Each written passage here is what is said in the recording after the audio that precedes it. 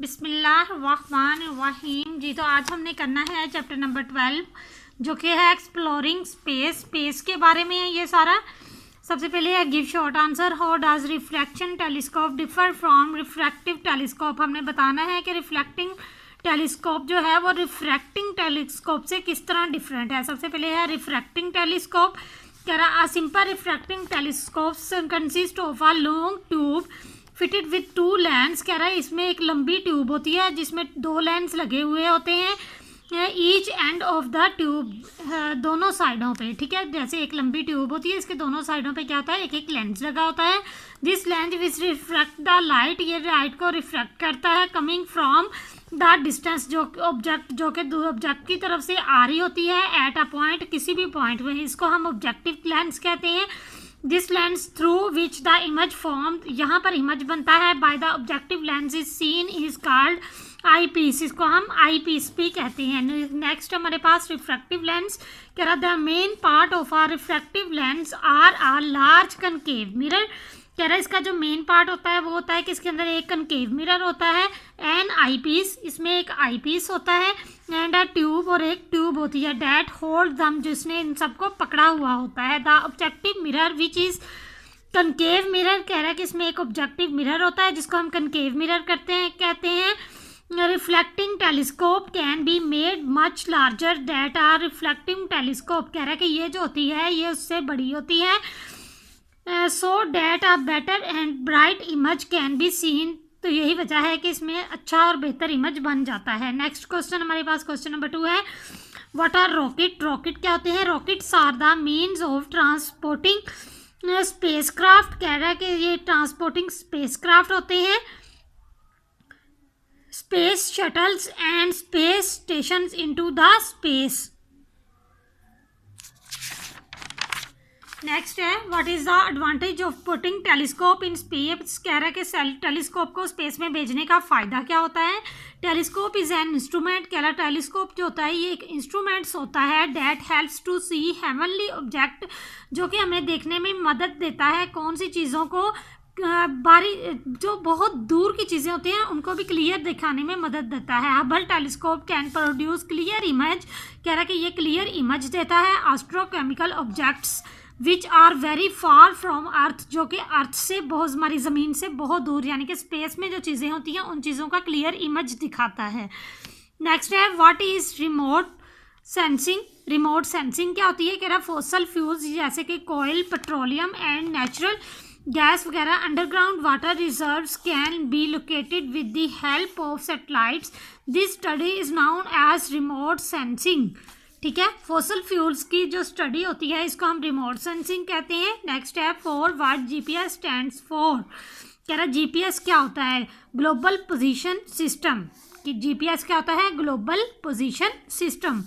Next है describe the benefits generated by technology of space exploring. सबसे पहले है web 10 hand held high intensity LED unit.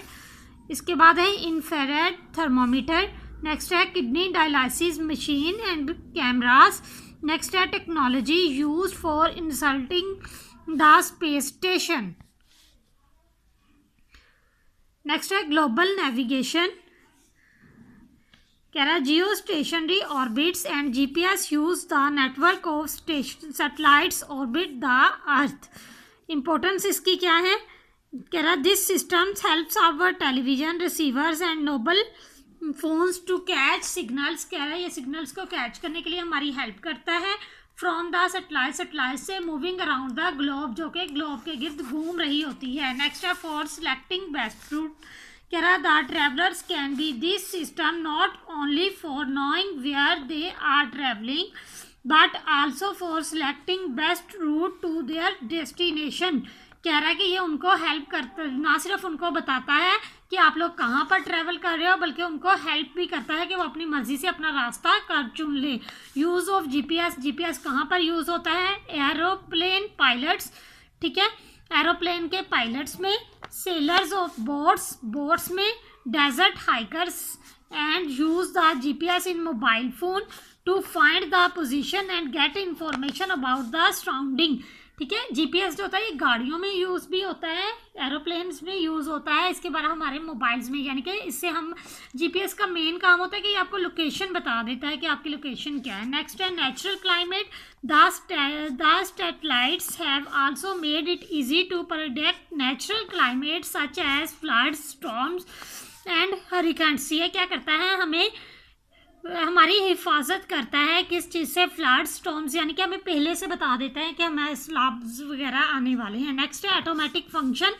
Satellites are fitted with electronic and computer system. कह रहा है इनको हम कंप्यूटर सिस्टम के साथ फिट करते हैं, which can perform many functions automatically, जो बहुत सारे फंक्शंस ऑटोमेटिकली परफॉर्म करता है। Nowadays many items are made in factories automatically और बाय कंप्यूटर कंट्रोल रोबोट। कह रहा है कि आजकल तो ऑटोमेटिक, आपको पता है हर चीज़ ही ऑटोमेटिक आई हुई है, तो फैक्ट्रीज़ वगैरह में भी कह रहा है बहुत सारी चीज़ें जो हैं या रिमोट कंट्रोल जो चीज़ें होती हैं वो चल रही हैं। नेक्स्ट है locating minerals, fossil fuels and water reserves, deeply buried precious areas of minerals, fossil fuels like coal, natural gas, petroleum and underground water resources can be located with the help of satellites. This study is known as remote sensing. कह रहा है इसकी study जो होती है इसको हम remote sensing कहते हैं। नेक्स्ट है explain how do astronauts survive and work in space. Astronauts जो होते हैं वो स्पेस में किस तरह से जाते हैं, किस तरह से सर्वाइव करते हैं, किस तरह से वहाँ पे काम करते हैं, इसके बारे में हम स्टडी करेंगे। कह रहा for living in space astronauts need basic necessities, air, food, water, shelters and work for survival and a suitable compartment for personal comfort on the space